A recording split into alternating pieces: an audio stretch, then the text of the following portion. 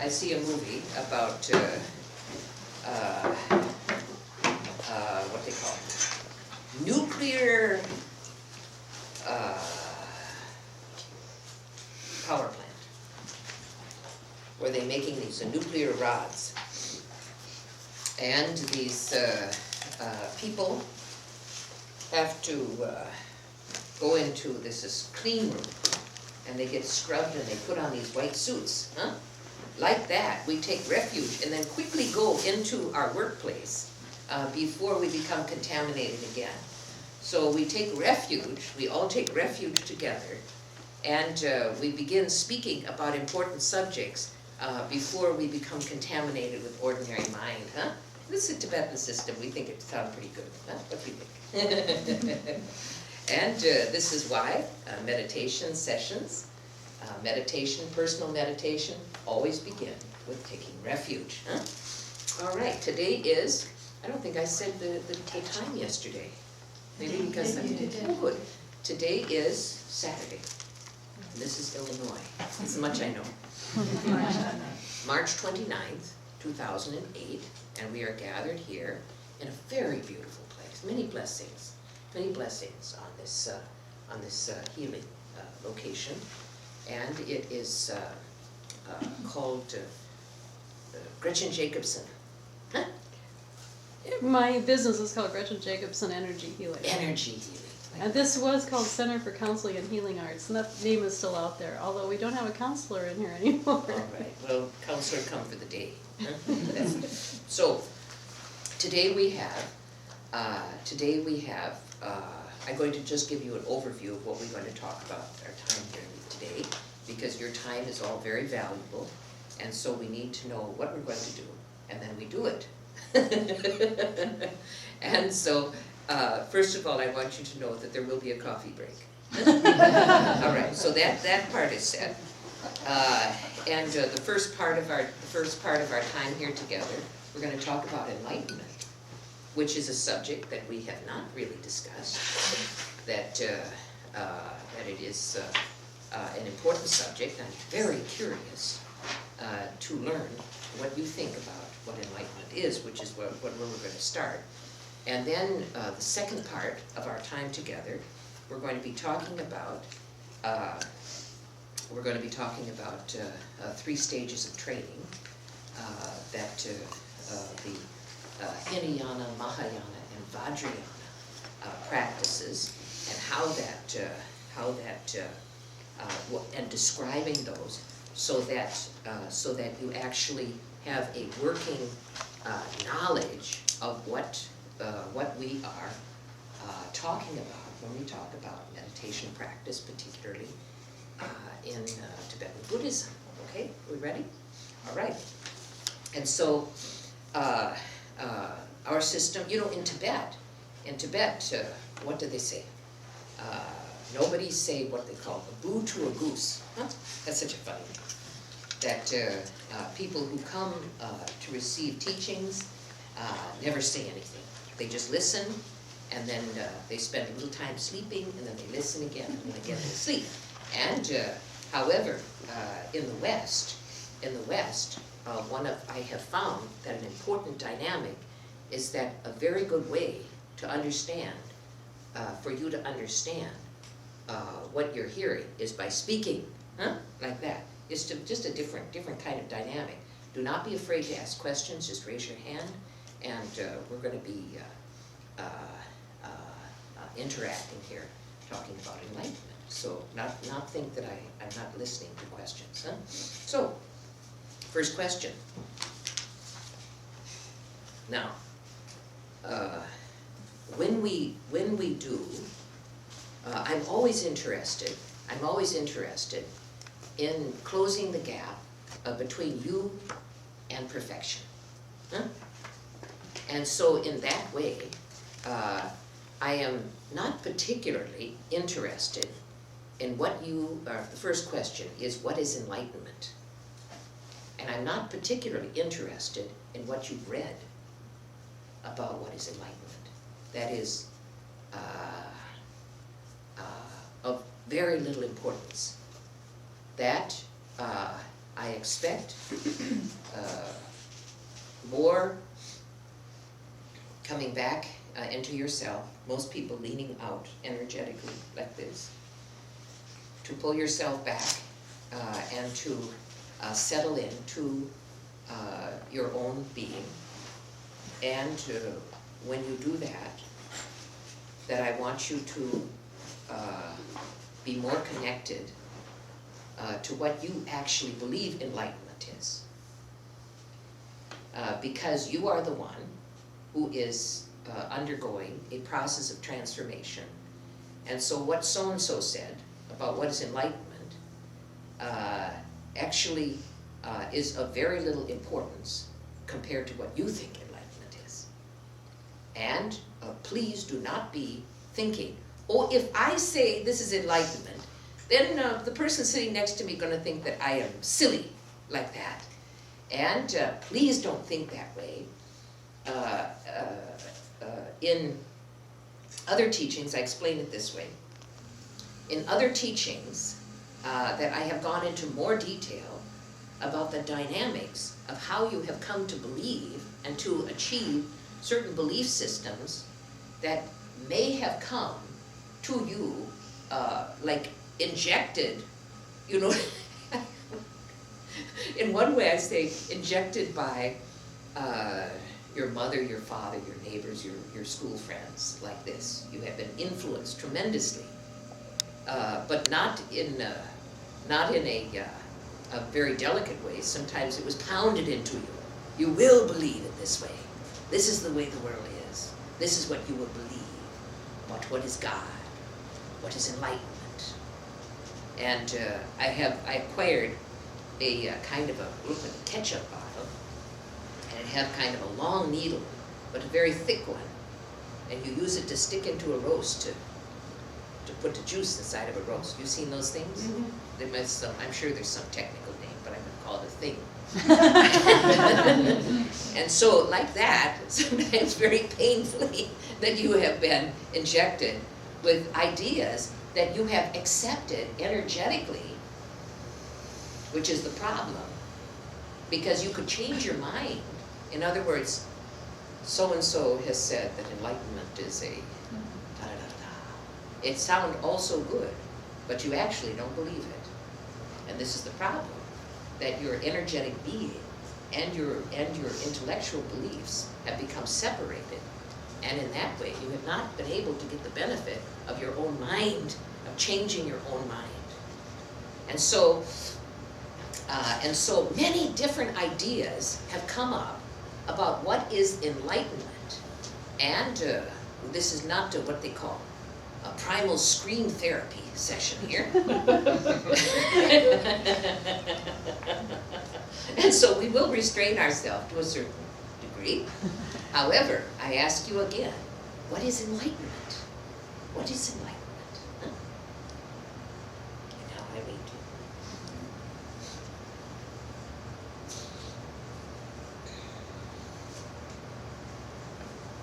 Okay. Yes? Connecting the self, which is connected to everything. Connecting the self, which is connected to everything. Connecting the self. Connecting to the self, which is actually I'm connected to all. Okay, okay, that I understand better. Connecting to the self, which is connecting to everything. All right. What else? What is enlightenment? What is enlightenment? Now, what's your name? Richard. Richard. That is what Richard said. What do you say? What do you say? What is enlightenment?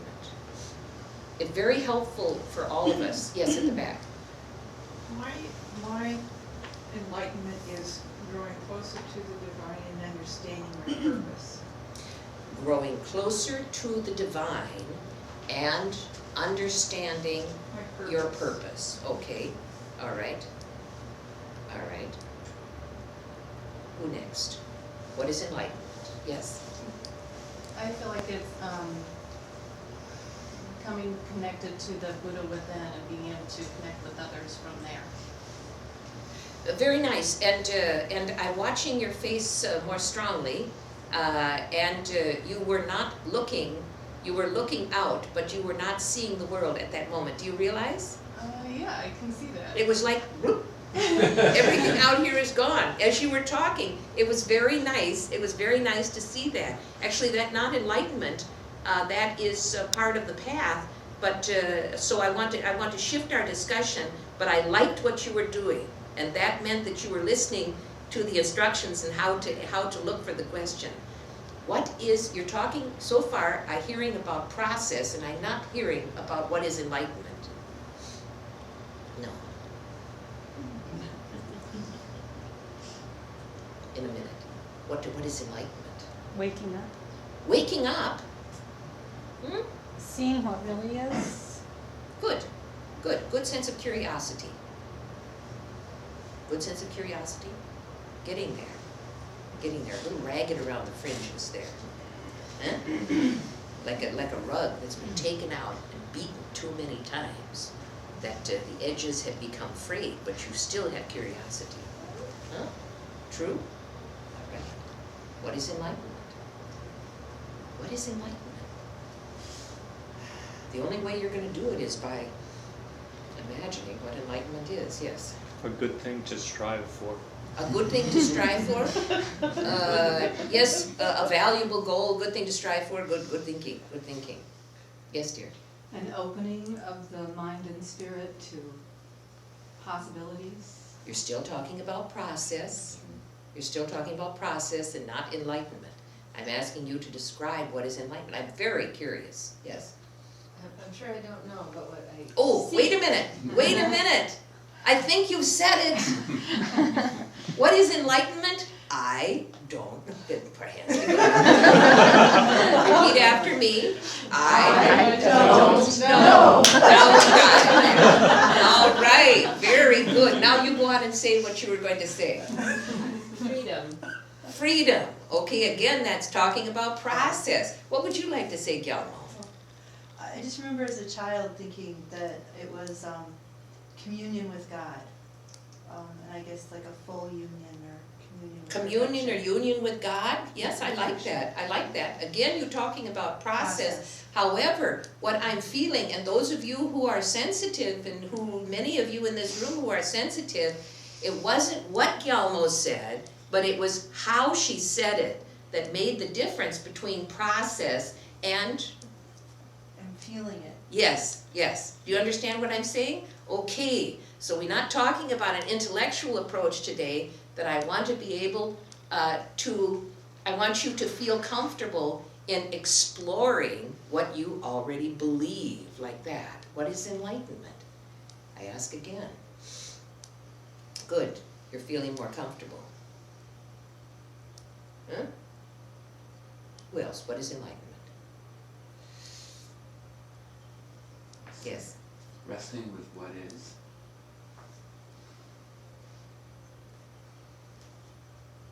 I will say that you feel sad about that. That Sure. there is a sadness, and it could be a sadness from being separated, However, what you're energetic was sad, and like that, that's quite okay, because that is what you believe, and that is what I'm looking for. Is being able to not just touch, it's not always sadness, but that somewhere along the line that you have mixed not regret, I don't know it because it's complex, sadness is a complex emotion, sadness with the idea of enlightenment, and without exploring it any further, Did you know that you felt sad about enlightenment? Not until I spoke. Good, there you go. And so let's go on to our next question. You okay about it, all right? How does a person become enlightened?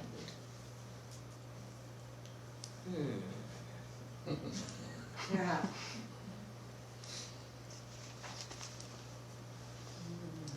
Now, the answer I liked best was what? I don't know. I don't know. So, I hope we're seeing that there is a dilemma. No one's gonna risk. Okay, how does it become, a person become enlightened? I don't know. Find someone that You is. would think that that would be the question. You would think that that would be the answer. However, now we need to make effort. Because since a good answer, there were many answers, but since a good answer was I don't know, what kind of I don't know are we talking about? Are we talking about I don't know, let's all give up and go have a beer? Or are we talking about I don't know, other people can try, but I'm not going to because it sounds too hard? Or are we talking about I don't know, why don't I try to find out? That is where clever you arrives. So I ask you, how does a person become enlightened? Find a good teacher. Find a good teacher? Yes, that is, part of the structure. Find a teacher.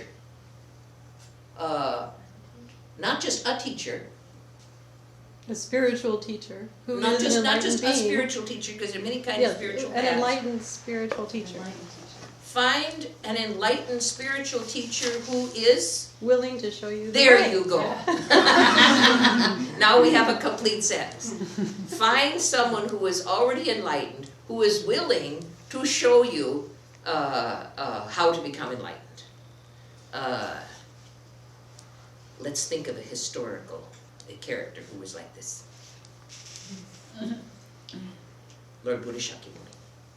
Lord Buddha Shakyamuni was a world teacher who was willing. He did require somewhat they call coercion in the beginning. But he became, after thinking about it for some time, he became willing to teach. He wasn't right away. Does anyone remember why? He didn't think it could be taught. He didn't think it could be taught. Why? Maybe this bears upon our discussion this morning. Why didn't he think it could be taught? Yeah.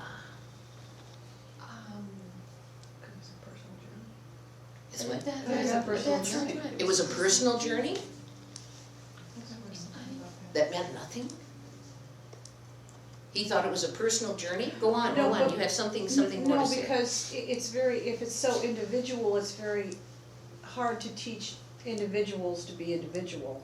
I mean, Go on, take your time. Sit back and take your time, because there's something important I think you want to say. if each individual experiences it a different way, teaching tends to be global instead of specific.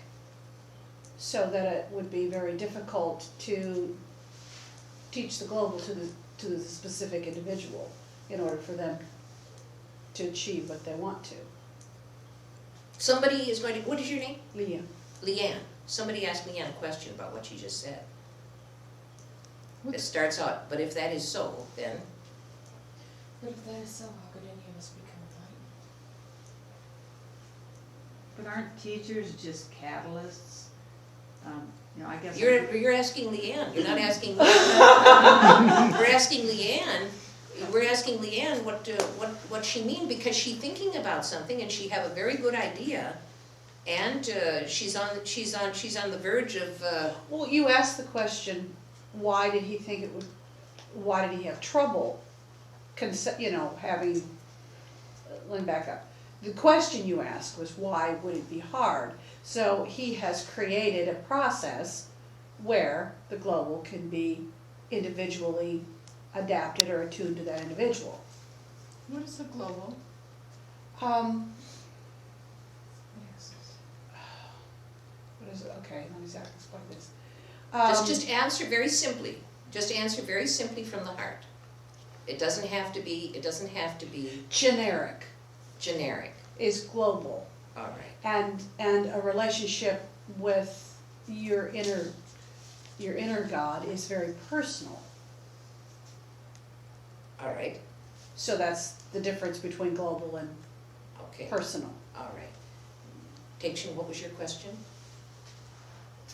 If that is so, then how can we become enlightened? And my response to that was, he found a way to talk to the masses where it touched them deeply so they understood. All right, Because this is, his understanding was the concepts that he was trying to relate to other people was not something, was abstract and very difficult to relate verbally or example, you being an example in order to help that person become enlightened. So he was able to interpret the complex concepts and turn them into something that people on an individual basis could understand. all right, thank you. And that, it was hard, isn't it? Yeah. It's hard. And you needed to hear yourself say that in order to be able to understand what you really believe and what you really understand. And that is your present understanding. I'm not saying it's right or wrong. I'm not saying it's right or wrong, but it required effort to be able to what you really believe. And this is this is part of the work, this is what we call uncovering your view. Uncovering your view. In the deeper levels of meditation, there are methods to uncovering your view, and then to change or to look at reality and to allow reality to change your view. And this is the actual change. But there are many transitional stages before reality can be presented. And there are many valid transitional stages which you need to go through, which is why meditation and the path is a process rather than just a beginning point and a goal. That's why they call it a path. All right? Good, thank you. I ask again, how does a person become enlightened? Please do not be influenced by any answers that you've heard so far. How does a person become enlightened? Acknowledge the self. Acknowledge the self.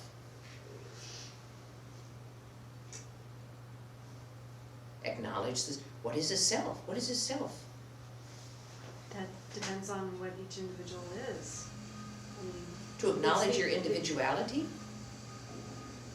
your inner knowing, to know yourself, to know how you think and who you are and how This is where I have to process here.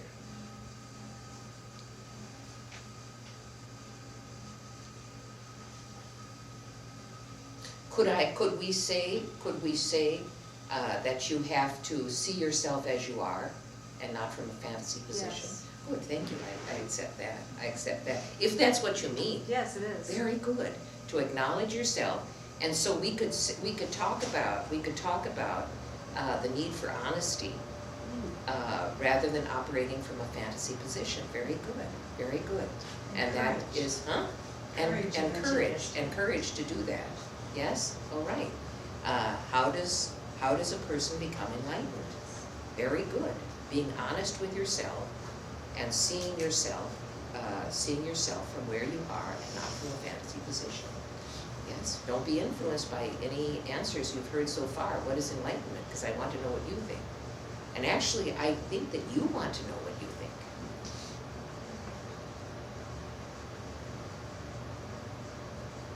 Being open to receive from me and without a critical mind and judgment. Very good. In most of my teachings, either implied or directly told, that there is what I call a mind of a student, which means that from the next perhaps billion years in human terms, that you will need to, that there will be times when you will have completed modules of understanding, and the possibility arises that will close your understanding and say, now I know, which is the aha. The aha, if you don't have a built-in flexibility and openness to the openness, that at that point you will close your process and you will remain locked into a place where you know what's going on. And part of the reason why you have remained in human form for far too long, when you should have evolved beyond this perceptual realm, that the reason is because you, at some point, you close the door to higher development because you figured out that you knew what was going on. And this sense of knowing what's going on is very powerful. And if you don't already have this, but built into you, that you literally close yourself to learning more. And so at every stage of the process, we are trained to be flexible to learn something new. Now, logic tells you that that is a very good idea. When there is something that you don't know, that you would like to know, and then you know that, is that the thing that you really needed to know? And is that the final step of what you needed to know? That this built-in mind, what I call open to, open to change? What I say? How do I describe it? Always more to learn. That there's more, means that even while you are stabilizing new understanding, new transitional understanding, and allowing yourself this feeling of, I understand, this is so marvelous, that is the indication of a breakthrough in understanding, that when the next stage of your development begins to arise, that you will with great enthusiasm enter into a new paradigm of being able to learn more. So this receptivity, that's right, receptivity to change, it remains in you in a very careful way, and you will remain. You know, people, even in the human realm, I read about people who are in their 80s and 90s. Some people go back to college when they're like 85 years old, and that because they want to know. They never stop growing, they never stop learning, they never stop thinking, now I've got it all figured out. And those are the kind of people who are very interesting, very alive, and a sign. This kind of solidification is actually a kind of deadening of the mental functions, and you develop a kind of stubbornness to change, which is what we were talking about last night. One of the prime signs of a dedicated non-meditator. And so these dynamics must be changed. People who are not meditators, I mean, I'm not going to go out and knock on their door and drag them out on the street and make them meditate like that. But they must, in the future, all living beings must again be opened up and be ready to evolve, like that. And so one more person. How does a person become enlightened? How does a person become enlightened? I'm very curious.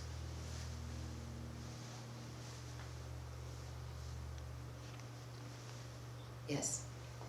In readings I've done, I've seen kind of three patterns that seem to pop out. They're all paths, but one is that you experience some shock in your life, like near-death experience or whatever.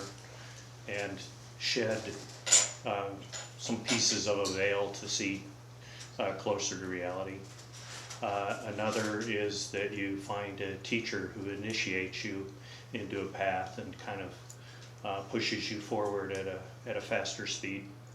And the third is that you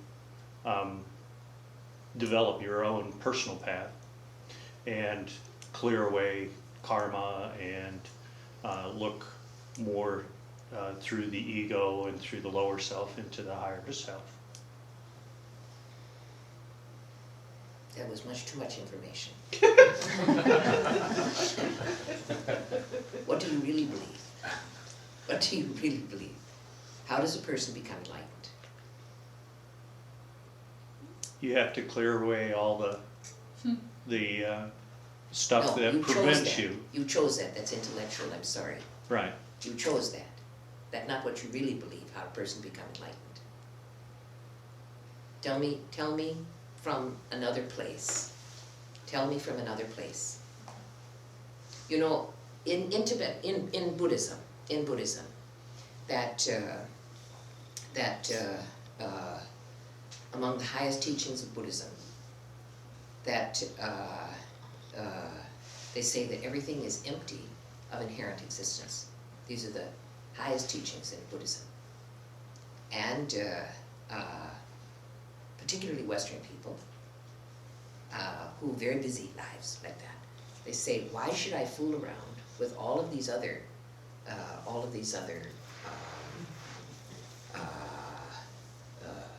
like a breath or doing cogitation, all of these other things. If that's the highest teaching, why don't I just do that? Doesn't that make sense? In my limited amount of time I have to meditate, I should really be working on the thing which is the actual thing, rather than all of these other things which are not the highest forms of the practice which is being presented. Why? What the heck are all these flowers and candy? What's it have to do with flowers and candy? It's not even here. Actually, you don't believe that at all.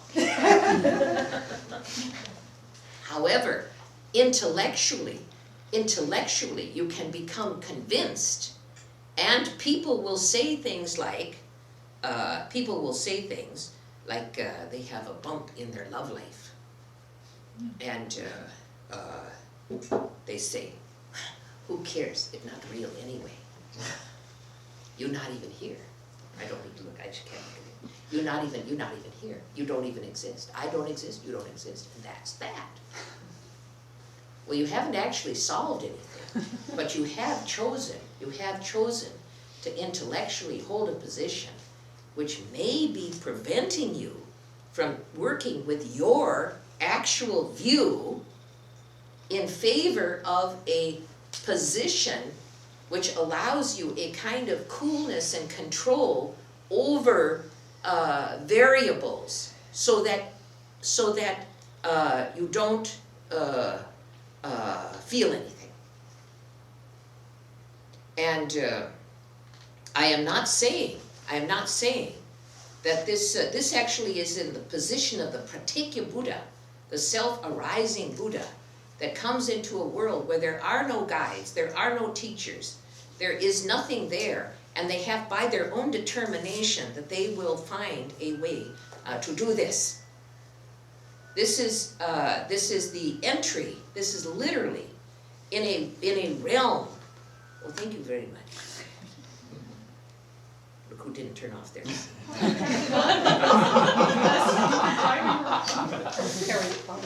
After she forced all of you to take her.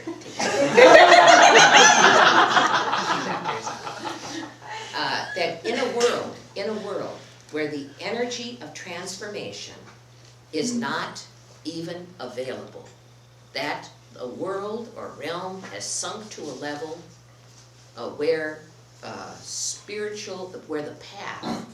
the path has not been able to enter due to obstacles of that realm, that there will be a like this, an opening of that realm to the transformative process. Why? Because all living beings are perfection themselves, perfection itself, but do not realize it. You are perfection itself, but do not realize it. And your intellectual faculties of realizing that won't help you at all, because you actually don't believe it. Energetically, how you are actually alive, you don't believe it. And so the answer that you gave is the answer of a Pratyeka Buddha, which is, in spite of there being nothing available to me, that I will find a way to figure out what is the nature of reality. Huh? Now, this, in a way, I feel an undercurrent that I see in many, many people that pounded upon from an early age, energetically, I'm talking about energetically, to behave in a certain way, or that our family doesn't like this kind of thing, and our family only likes this kind of thing. Our family believes this, and you are part of our family, and therefore you will be like that. Even to a small extent, our family likes spaghetti. Don't tell me you don't like spaghetti. You're going to eat spaghetti until you darn well love it. And by golly, if after a few years if you don't love spaghetti too. True? True. This is more indicative of the energetic lessons that you learn in your life process, which are in opposition to what you really believe. Now Bill? Kevin, what Kevin is saying is that, damn, I'm not going to be like that. And this inner struggle of being energetically told, you're going to be like that, you're going to conform to our model. And he's saying no. Now, on one level of being, I see this a lot in the West, a lot. That this relaxing in some societies, this is kind of my fantasy, okay? That relaxing back into a society which supports evolutionary development, supports your process. You want to go and live in a cave, I'll bring you food and warm blankets, and you just meditate like that. Huh? Whose parents supported that? Not this one. Go to college, That, have kids. What's that? You go to college, get a job, have kids. That's right. Who would have liked to have done that? Yes? Look at that, look at the hands. All right, so already you have a built-in resistance to being energetically molded in a way that you find objectionable.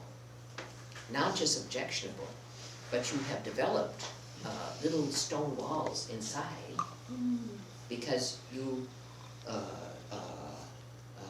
had some good ideas. You had some good ideas, and you were not supported in those good ideas, so you just went to the heck with it, like that. The heck with it. You pulled in your little energies, and you said, I'm just going to do this, and I'm going to do it my way. Like that. True? True. There we go. Okay. And so it required more explanation than what was on the surface. However, you did start out by trying to put a wall between you and me regarding the nature of how you intellectually believe, and I not accept that. Okay? Good. So, next question. How is a person different after enlightenment?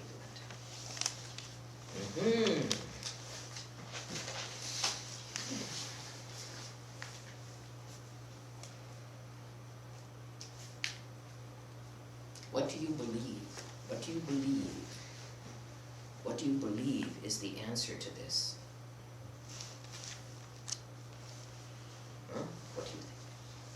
is a person different after enlightenment? They're all there. They're all there. There, Let's say that again. that they're all there. No, that was just an answer.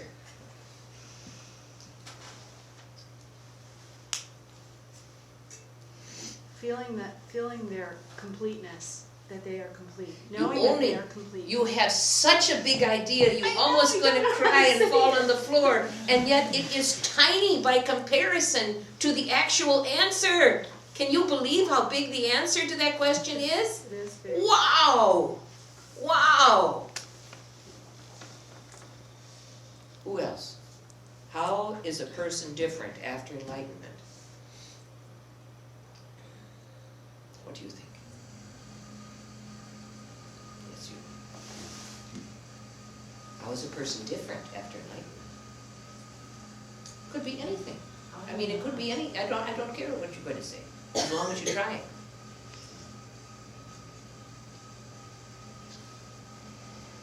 Peaceful. Peaceful. Peaceful, yes. Why?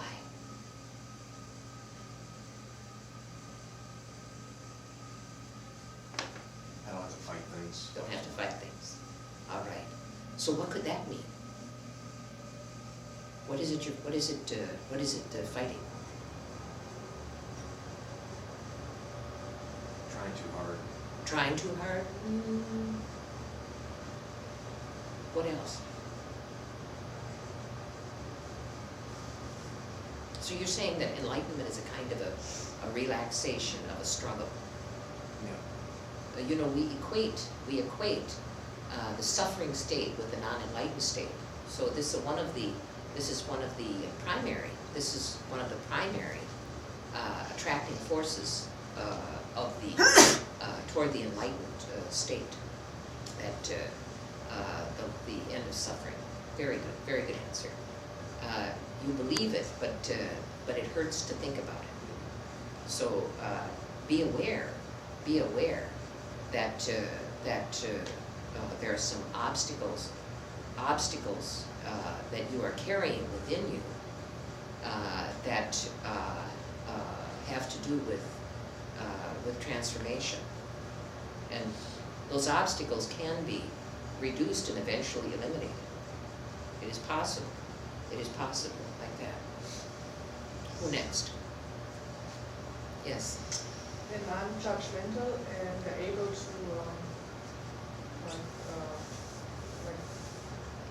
stand above pain. Like This you very wrong. They are not judgmental.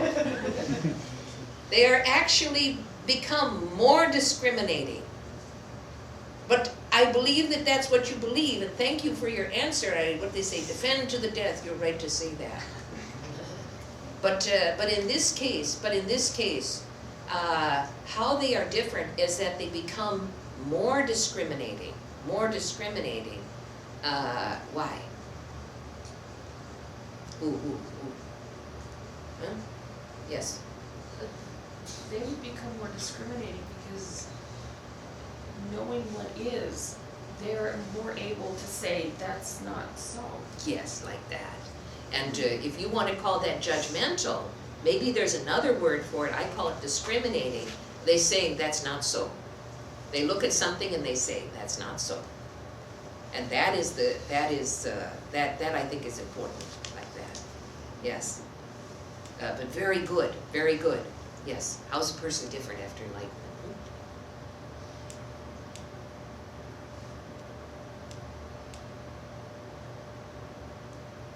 You're looking outside. You should be looking inside. Like you're looking to the stars to tell you some answer. Look inside. How is a person different after enlightenment? Let's try this. Let's just put on the costume of an enlightened being, an enlightened thing, okay? You just think, now I'm an enlightened being. How is it different than it was before?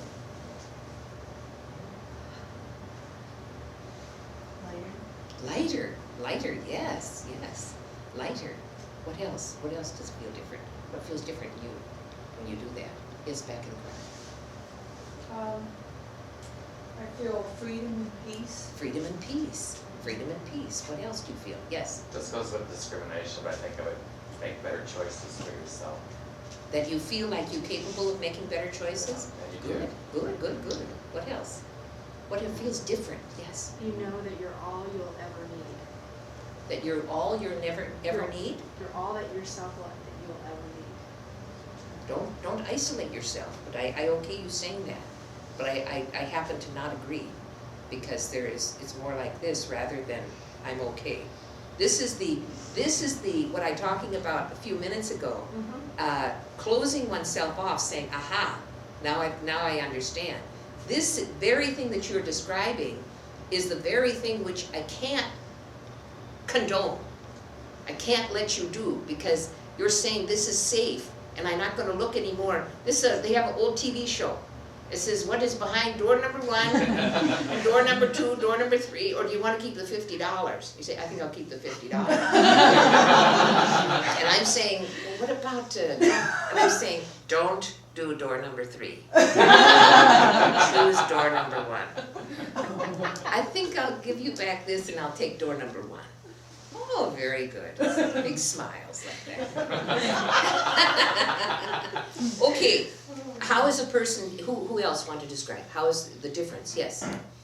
There's a feeling of balance and a feeling of density, and out of that density, there was this flower. Oh, very good. I have no idea what that means, but it feels really nice. Yeah, good.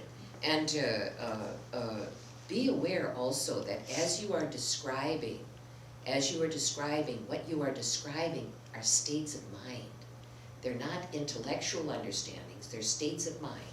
And by nature, they generally don't have a lot of pretty language, and they should not have a kind of intellectual barrier that has to pass through this specialized language so that we can all discuss it in the Sanskrit language together, or the Tibetan language, or even the English language, that we don't need to have. We say, it feels like, or I sense that. These are quite okay to describe states of mind. And in many teachings that we're talking about how to build these states of mind, what kinds of ingredients we use. This is the work that I do in my teaching, is we talk about what creates these states of mind and how to build it and how to reproduce it. These are the real things. The objects are not the real things, or the results of the states of mind are not the real thing. The real thing is the state of mind. Yes, thank you. Who gave that answer? You did, very good. I didn't hear that. I heard a density and. Say it like. There was a sense of balance and a sense of density, and the density was actually deep in the heart center. This density, and then out of that density came this flower. And I don't know what all that means, but that's how it felt.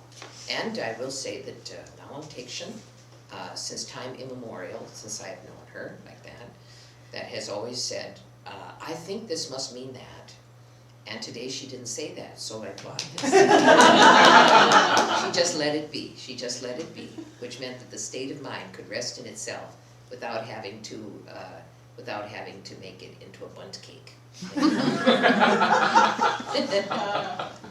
Because of all cakes, bundt cake is the best. So how much it resembles a bundt cake is how much I approve of my own state of mind like that. Anyone else? This is quite, by the way, this is energetically complicated for me, so I want to go to the next question as soon as possible, because so that you can let go of this like that. Okay, one more though, yes? Nothing to defend. Nothing to defend, good. Nothing to defend, and another way you can say is that in a certain way that you feel okay, and another way you can say that you feel safe. These are all very good things. Okay, let's let that go. So we can go back. Thank you very much like that. And what you were experiencing, I must be honest and say that it was a facilitated process, and as part of our work here together in our, you can see like our little temple here. And in that way, that these, what you were experiencing came from a facilitated place, but how you experience the difference between that state and your regular, but nice, of course, ordinary state of mind, was what I wanted you to be able to experience. So what you were experiencing was valid and coming from a valid place, but I must be honest and tell you that it was facilitated, all right? And so now we go on, which is why I wanted to be able to go back to regular here. Now, next, how do you know when you are enlightened? You know, these are things that people want to know. I'm just asking the questions that people are asking, like, am I cooked yet? When we coming down here from Milwaukee, which was the second stage of mine, I was almost, yesterday, from 7 o'clock in the morning until 5 o'clock in the afternoon, I traveling to get here, to be with you people. And when we crossed over the Illinois line, that I asked a number of times, let's say it was called a gala or something, like Gala, Illinois, or whatever it was, and I said, is it just past Gala, like that? Is it, and then we came to another, are we almost there now? And it was always like, no, Rinpoche, it's like 3 hours. Now it's 2 hours from here. And then after 5 minutes, I would say, are we almost there yet? And like that, students and wherever they're at, they come to me, and their energetic question is, am I almost there yet? Is it, are we getting close? Is it like that? Yeah. So my answer to that question is if you have to ask the question. No, Since we don't know what we don't know when we know it. Yeah, okay, so we have found out that Cheap answer, but if you don't know what enlightenment is, then how are you going to know when you're enlightened? Not even close to the answer. Do you tell me? That is a defeatist attitude. Huh? How do you know when you're enlightened? You're always feeling connected with who you are. Oh. Wait a minute, I'm thinking about this. Who said? Say it again. You're always feeling connected with who you are.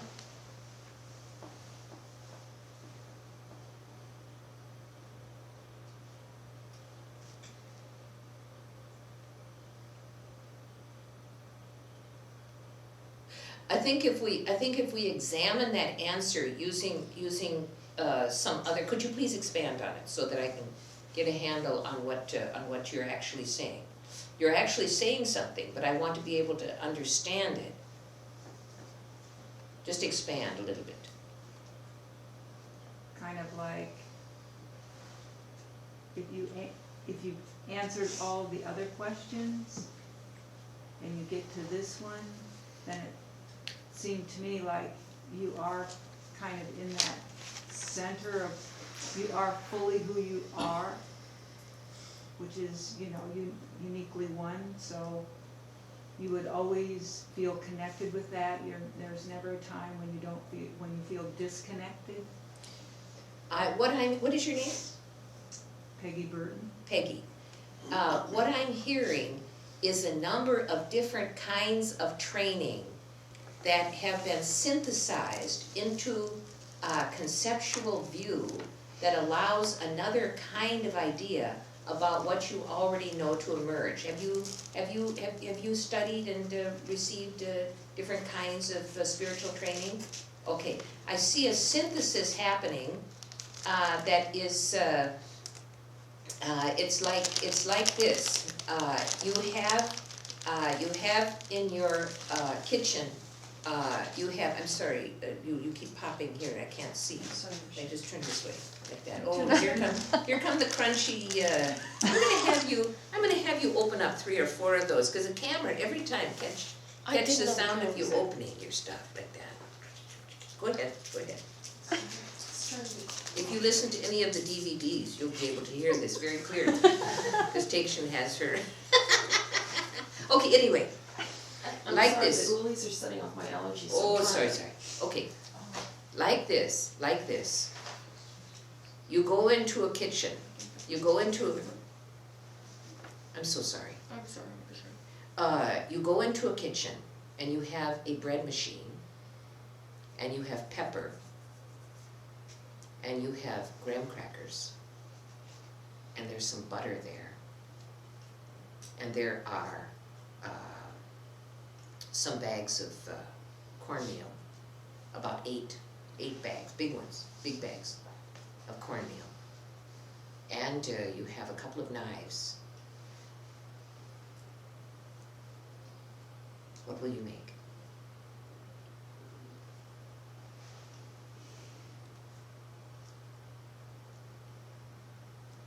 What You move? will be able to make something. Yes, you will. You will be able to make something. And it will be a reflection of you. It will, this is, I mean no disrespect, because there, you have very seriously entered into dialogue in creating a synthesis of the various objectives which you have been exposed to. However, it is pretty damn hard. It is pretty damn hard to make something recognizable, which is what I'm trying to do, is to recognize a position that you hold when it is a synthesis. When it is a synthesis, carefully thought out, energetically, you are holding these, and like this, true? Like this. You are, this is the bread machine, by the way. Here's the bread machine. Everything's in the bread machine now. I make my own bread with a bread machine, so I could watch it and hear it sometimes like that. And you are molding and creating from these, and but energetically it still not makes sense. And there is some ingredient that is missing. And but how you are doing it is very good. But there are some ingredients that you still not have. True? Mm-hmm. All right. You So want I'm to. not done. You're not cooked yet. Yeah. You're not cooked yet. Nope. But I don't mean that. I don't want to demean how you're doing it. Please do not become offended, because I admire how you're doing it, but I'm angry on your part that you were not given what you needed to make the thing that your mind is capable of cooking. And it's not even, how long have you been actively working? 10 years? No, 62 years. 62 years, but that a different way. I think 8 years serious. True? Hungry. Mm-hmm. You got hungry 8 years ago. Or is it 10? Probably about that. It was probably when I studied with Oceana Fastwood, and we actually did a lot of work, did a lot of meditations. And that's 8 years. Yeah. And that when you got hungry, that's what I'm talking about. Mm-hmm. You still don't have the ingredients that your capacity to process. You have a fine mind. And I'm sorry that you feel incomplete. I shouldn't say this, but I'm sorry that you feel incomplete, not because of something that you're doing, but because of what you not yet arrive, okay? And I'm not saying that I'm your savior or anything like that. I'm not implying that at all. I'm talking about your process, okay? Like that. Thank you. Thank you for allowing me to, like that. Good, good. How do you know when you are enlightened?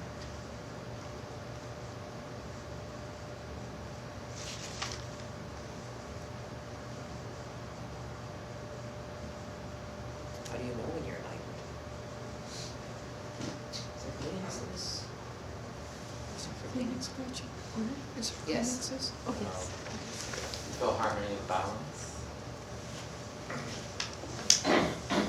Yes. Feel harmony, let's see. Electrical discharge of sorrow, where you can see something but you can't acknowledge it. When you close your eyes, especially harmony. That there is something that you can see and not see at the same time, and you tried to squeeze it out of you so that you could demonstrate your capacity for harmony, and yet something outside you, like my small car. I have a small car, and I'm very shocked because sometimes it have what they call a blind spot. I can see here and I can see here, but there's a car there and I can't see it. And like that, you have a blind spot, and you're trying to be a good sport about it. But I hope that your patience is wearing thin, huh? Is it? Not yet. Sometimes. Not yet, that's right. All right. No, Ricochet. Excuse me. I'm aware that I felt this several times in this morning's teachings, that as you ask this question on enlightenment, that there's this mixture of sorrow and it's almost like torturingness, that internally there's this, maybe it comes from that place of longing, but it's a strange mixture. I think alignment with joy, we think of this. Yes. But that's not Isn't what that I'm interesting? feeling here. I'm feeling Yeah. this, and I felt it, I felt it from you, it's just like, it's just so present. Yes, And yes. I'm a little curious Well, as it's gonna evolve. that the difference between you and the enlightened state, what other reaction could it produce except feeling really bad about it? If I told you, let's say you really love bundt cake, huh? Like that. And if I told you that there was a bundt cake sitting out on that lovely bench outside the door, and that the door was locked, and you're hungry, now what you gonna feel? Oh, enlightenment is so lovely. I think a bundt cake out there. It's just a wonderful, I hope the birds enjoy it. You're gonna feel bad. You say, I want it. And the door is locked to me. Of course you're gonna feel that. Of course you're gonna feel that. Yes. I have a different reaction to enlightenment, Mm-hmm. and my impression is that enlightenment means aloofness, aloneness, separation from reality, like the gurus that, meditate all day and they don't eat, and to me, in my heart, that's what it feels like. Good, And thank you, And thank I you. mean, Thank you. everybody was all Good. happy, Good, and good, she's good. feeling my pain, because it's not real to me. It means that I would have to separate myself from being real Thank and you. being who I am. thank you for being honest. Thank you for being honest. The fact that it's not true doesn't bear any relationship other than you have that you are speaking from a place that you have been energetically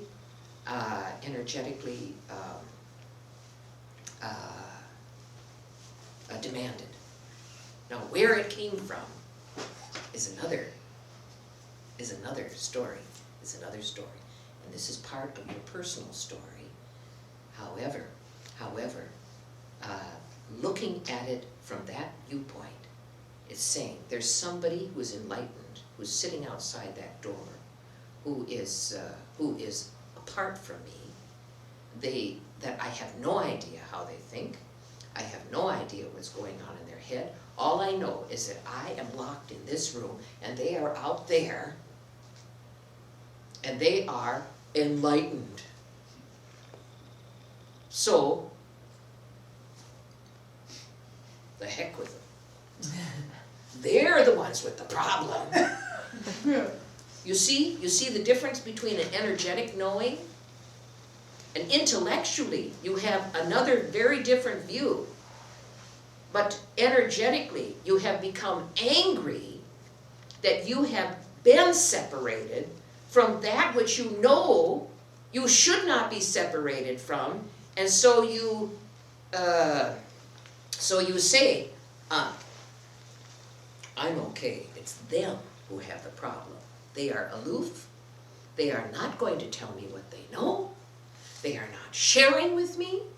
They think that they're so special. They think that they are higher than me. Well, I want you to know that I have some certain amount of pride in being real. I'm real, they are not real.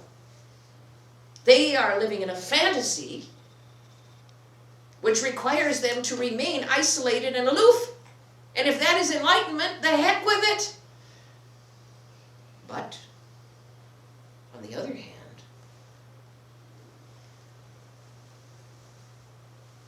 why do people think that they're special and I'm not?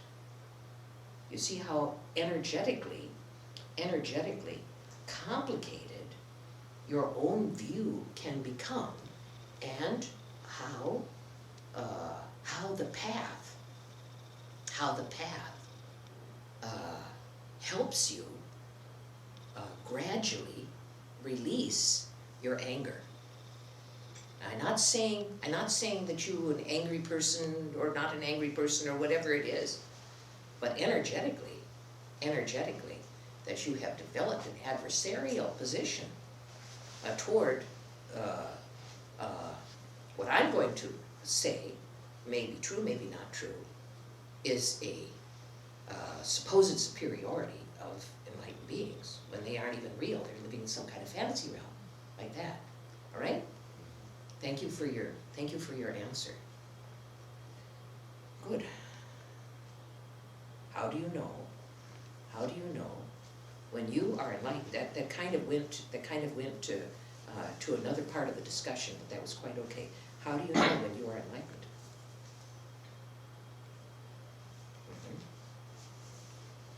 Yes. The enlightened being in the front row shall now speak. No,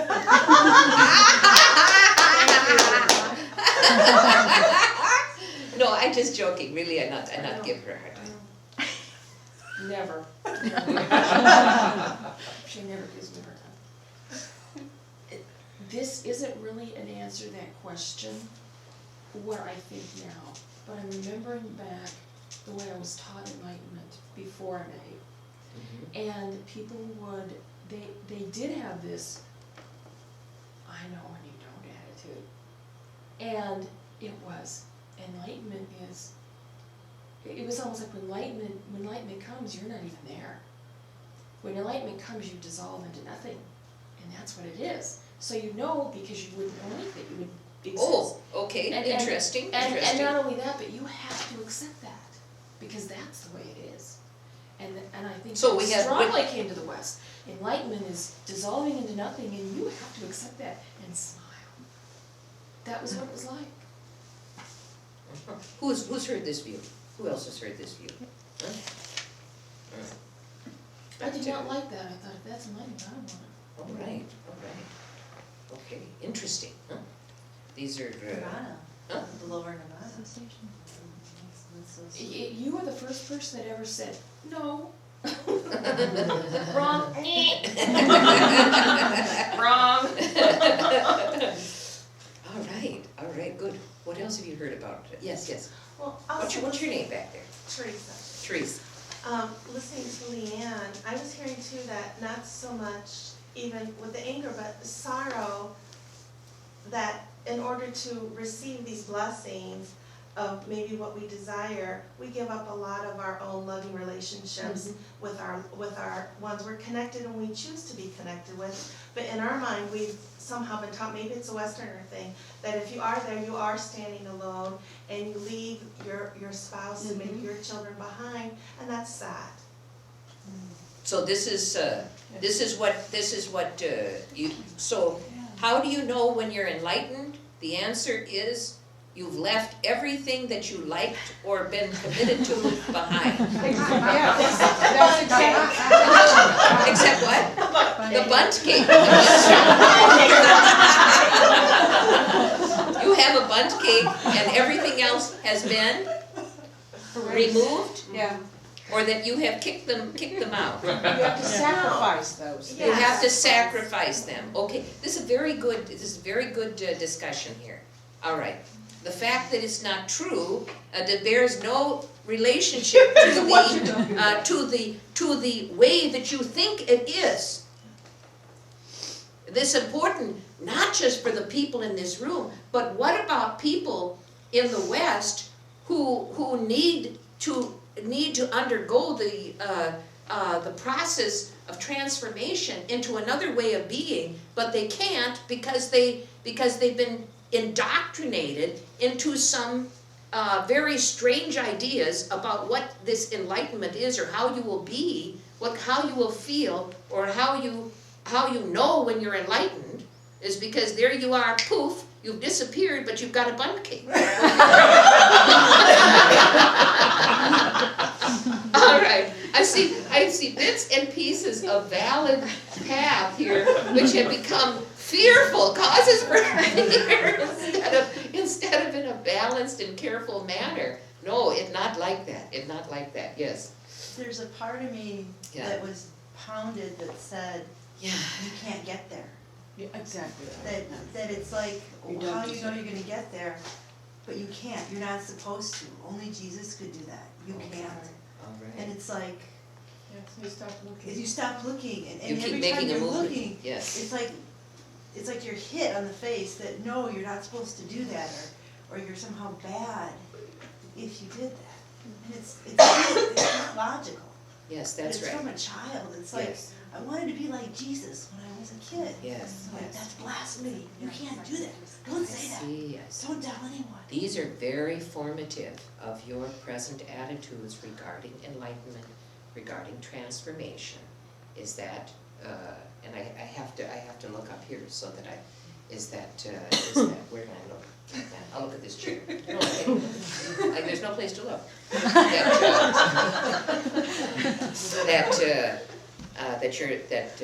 That you thought you were not permitted. You thought you were not permitted. This is very big, and this is now we're talking about very valid energetics that you may or may not be holding. It's very unusual if you're not holding, but that in some way that you feel that you are not permitted, that you feel or you think, but it's not true. You think that you are not permitted to become enlightened. This is very hard to be a spiritual seeker and feel as though you are not permitted to do it at the same time. This is painful, and this is what causes you to go from here to there and here to there, and this one give a little answer, and that one give a little answer, and you try, as he was saying, you try and put it together out of principles which are arising from the interior, and in that way, that you go around and you go around, and one day, I don't know if all of you, many of you have, like me, have gray hair. And one day you look at yourself and you look at yourself and you see your hair is going gray and you're going, my gosh, have I actually done anything yet? Have I done anything? Or am I just watching grass grow here like this? Or paint dry? And I should do something. And then so you rush out your door like that, or take a sledgehammer and knock through the door, and you get out the door and you rush around and you do something like that. And some of you have actually found your way into this hall in your rush to do something. True? True, okay.